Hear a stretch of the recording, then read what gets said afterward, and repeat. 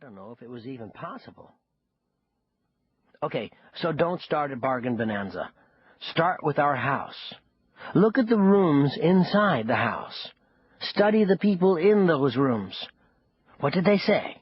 What did they do? What decisions did they make, often late at night, with a staggering lack, in retrospect, of reliable information? How did they possibly think any of it would work out? Start in August, when it all began.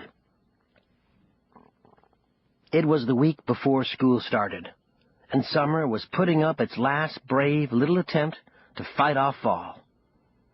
But of course, a lazy late summer was no match for the inevitable autumn, with its stern back-to-school lists issued by the normal public school system.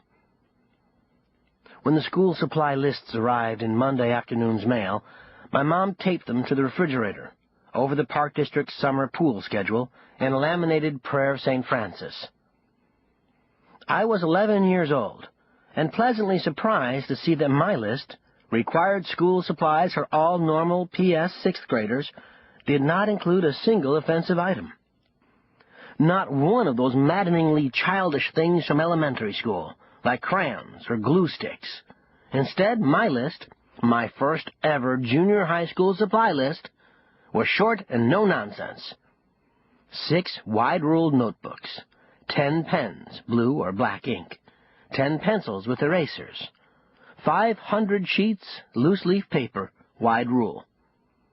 I memorized the list easily with something that felt like maturity. My brother Ben was 8. He took one look at the third-grade list and covered it with action figure stickers, dozens of them, until the list was unreadable. Mom didn't notice it until she was making dinner. When she did, she told Ben he would have to arrange to get a new school supply list, even if it meant calling school, even if it meant talking to a teacher, or the principal. "Dumb old school," Ben said, pulling a half-used Hot Wheels notebook out of the junk drawer in the pantry. He had a purple action figure sticker the size of a $50 stuck to the center of his forehead.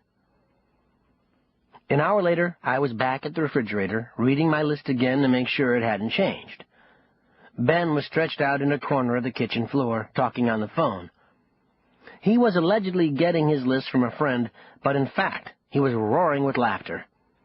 He had to put the phone down occasionally to cover his eyes and howl.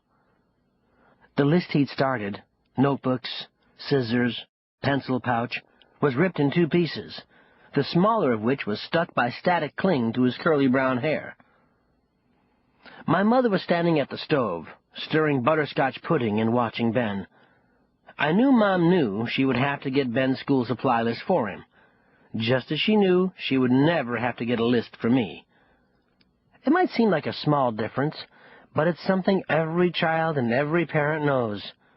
Some kids are good at making and remembering lists. Some kids aren't.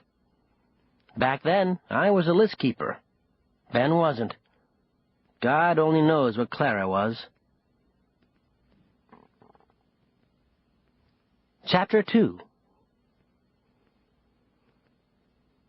The morning after the school supply lists arrived, we made our annual pilgrimage to Bargain Bonanza for back-to-school shopping. Clara was 12 and looking forward to starting 7th grade at normal junior high. "A lot of girls in my class carry purses instead of backpacks," Clara told Mom as we pulled into Hitchin Post Section C of the Bargain Bonanza parking lot. "Do you think I should get a purse? I mean, it seems sort of silly, right?" "I need a purse," said Laura, who was starting 1st grade in normal elementary. "That's what I really wanted for my birthday, a purse." Laura turned 6 in July and had spent the week since her birthday remembering all the things she really wanted: a deck of magic cards, stilts, a trophy, a real doll factory. "Now, just a minute," Mom began, turning off the ignition. "We're shopping for school supplies, shoes, and—" Sally interrupted her. "I need a purse, too." Sally was 4 years old and didn't go to school yet. "Where's my purse?" Sally asked, arms outstretched. "I don't want no stinking purse," said Ben, sliding out of the car. Now, a horse would be good, but not a purse. No way a purse. Ben had recently become obsessed with all things Western. I blamed Bargain Bonanza in part for this. I also blamed the discount giant for stocking the school supply lists for every grade K through 12 at the main entrance to the store. Because, as it turned out, I was the one who had to get Ben's list. A half hour before we'd left for Bargain Bonanza, Mom asked me to ride my bike over to the elementary school office to pick up a copy of Ben's school supply list. I did without complaint. Both the elementary and junior high schools were only blocks from our house. But now I saw the trip was a waste of time, as did Ben. "Hey, Mom!" Ben yelled, pulling a handful of lists from the shelf labeled third-grade school supplies. "Here's that dang list you wanted." "Mom," Laura said, "if I had to pick just one, a horse or a purse, I think I'd like a horse, please." "I need a purse and a horse," Sally announced. "A purse and a horse, a purse and a horse." "Quiet down," Mom said, pulling from her purse a shopping list written on one of Laura's abandoned connect-the-dot drawings. "No one's getting a horse. I'll think about purses." She selected a shopping cart from the herd of abandoned carts in the cart corral. "Head 'em up, move 'em out," at the front of the store. The cart she picked had a front right wheel that made an odd croaking noise. "Erk, erk, erk," every time it rotated. "Now," Mom said, struggling with the errand cart, "there's one thing I know you all need." "Ice cream," said Laura. "Horses," said Ben. "Underwear," corrected Mom, looking squarely at Ben. "Especially you, young man. I saw a pair of your underwear in the laundry this morning. It had a hole in it as big as in I don't know what, and—" "I don't have holes in my underwear," hollered Ben. We were only to the shake off the dust and let shop sign, but already dozens of shoppers were looking up from the cheap clothes that hung limply from ropes tied to wooden posts. The shoppers smiled, elbowed one another, and stared in our direction. I saw the stares not with my eyes, which I had trained to stay focused on the clownishly oversized boot prints painted on the Bargain Bonanza floor, but with my skin. My pores absorbed those staring eyes like a new kitchen sponge absorbs water. This, I believed, was my secret gift. I could see and hear things, words, messages, hidden meanings, without my eyes and ears. I could feel things other people didn't feel. At times it made me feel strangely holy in a blessed are they who did not see and yet believed kind of way. But mainly I felt strange. My family didn't exactly help. "Ben has holes in his underwear, Ben has holes in his underwear," Laura sang, waving her arms over her head like a lawn sprinkler, left, right, and flinging her hips in the opposite direction. "Well, you've got holes in your brain," Ben countered. "I'd rather have holes in my brain than holes in my underwear," Laura yelled.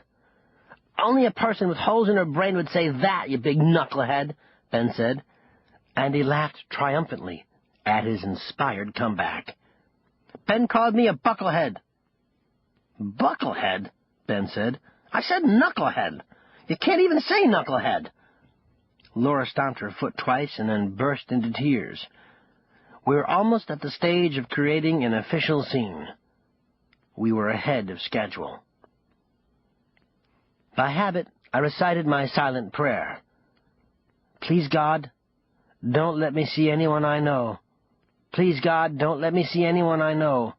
Please, God, don't let me see anyone I know." "Mom, can I go to the bakery department and watch the cake decorators?" asked Clara. "Not until we pick out new underwear," Mom said. "We'll look at cakes after we look at underwear and shoes and school supplies. And then maybe—" "Hey!" Sally hollered. "I need a horse and a purse in my underwear." And that's how we walked down Cowpoke Avenue, the main aisle of Bargain Bonanza, talking about cakes, horses, purses, and holes in underwear, while trying to keep our cart from running into the hay bales. To appreciate Bargain Bonanza, you should know that enormous round hay bales were scattered throughout the store. You should also know that the Bargain Bonanza jingle rounding up bargains, driving down prices, woo-hoo.